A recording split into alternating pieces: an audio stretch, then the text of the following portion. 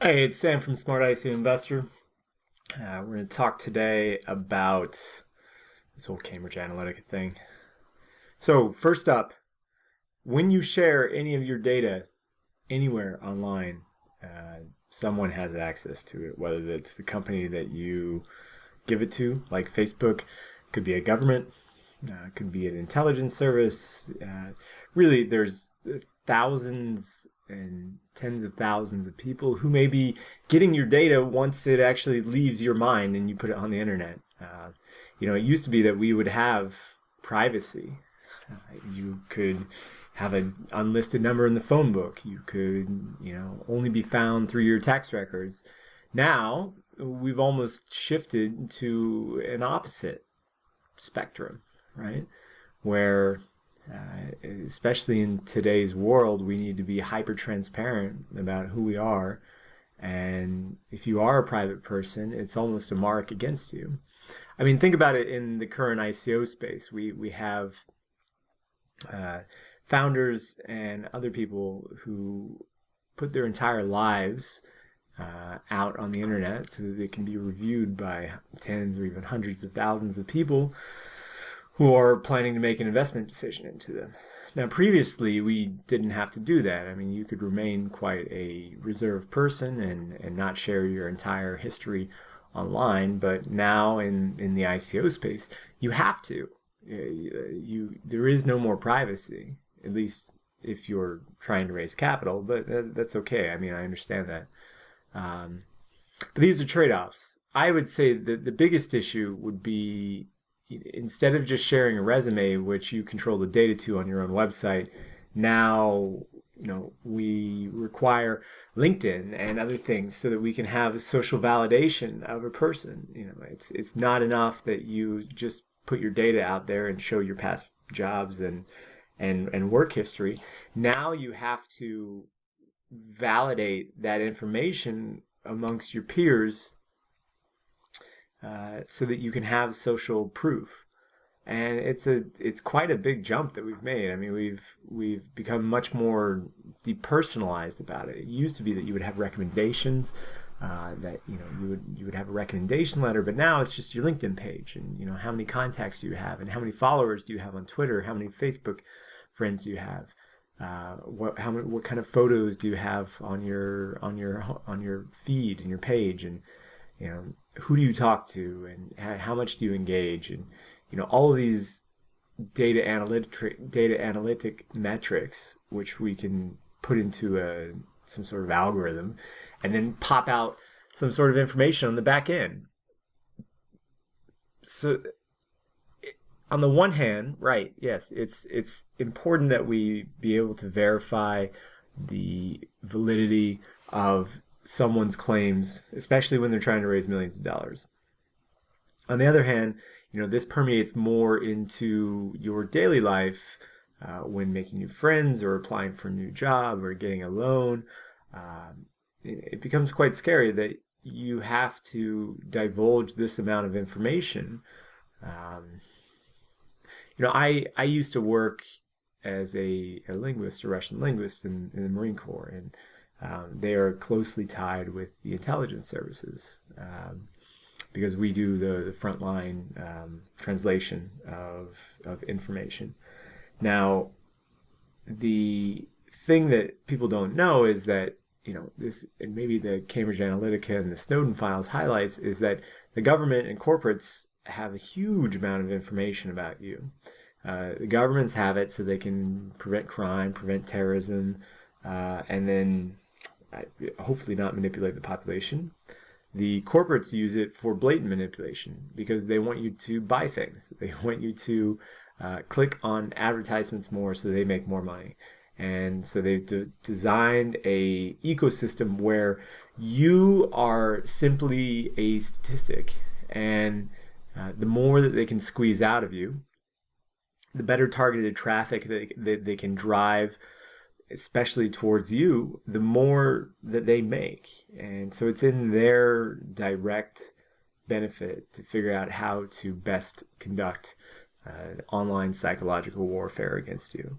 Now, how far of a jump is that between determining what advertisements they should serve you best to a political campaign. In this case, we've had several contentious campaigns over the last several years, with Trump being elected, with Brexit, and others around the world, which may not have been as well known.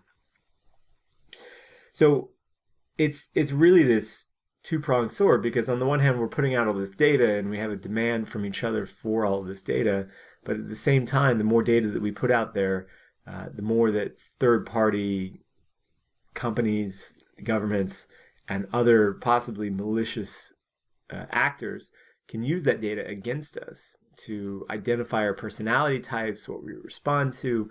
I mean, go read about, the stuff that Cambridge Analytica was doing it's just marketing. It's no different than trying to get you to buy something. They were trying to get you to buy into an election. And to do that, they can identify certain personality types, how they should speak to you, what kind of graphics they should use, what kind of content you consume. Essentially, the more granular that you get and the better that you can actually present that information, the better results you'll get. And they definitely did. I mean, they're very good at what they do. I mean, some smart people. I don't think that they're the only ones who are using data like this to conduct operations. The thing about Cambridge Analytica is they just go towards the people who write the checks. You also had the Obama campaign who did the same thing back in 2008 of harvesting Facebook data and then using it for targeted campaigns. And at that point, they were lauded for what they did. I mean, they got a huge amount of accolades for running their campaign like that. Now, 8 years later on, when it's done the same way, but on the opposite side of the spectrum, now it becomes something that's weaponized and dangerous. So I think that there's bigger issues when you step back from the politics of it and more about the individuality and ownership of your data. Now, one thing that I haven't seen come about yet is some decentralized social network. I'm sure it exists. I'm sure someone's had an ICO for it, but it's never been as good as Facebook is, and nothing has got the adoption which Facebook has gotten.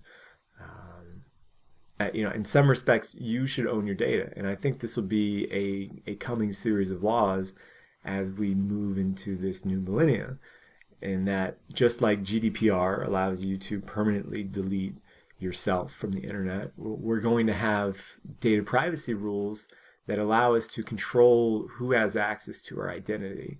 And if anyone is in violation and doesn't have consent of our own identity, then they could be fined or even put in jail. So I think this is coming.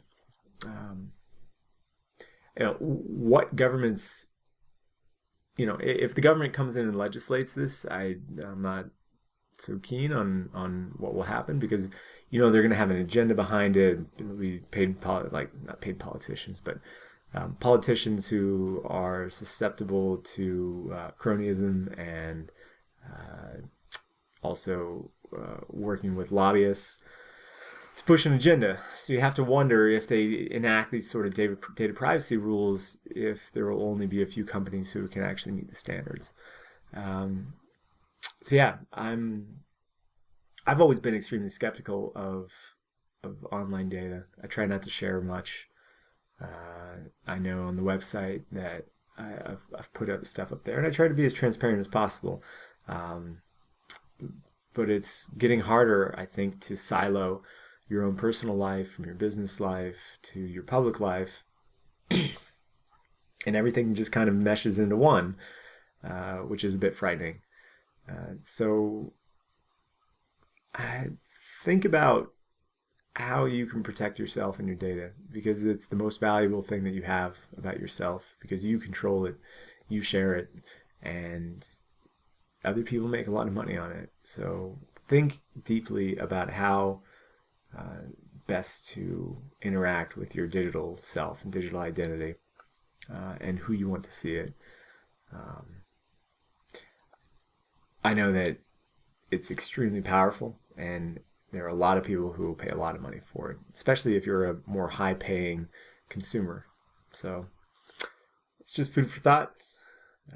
We'll be back and have a good one. And if you like it, like these chats, make sure you subscribe, make sure you like, and ask any questions if you haven't. All right, have a good one.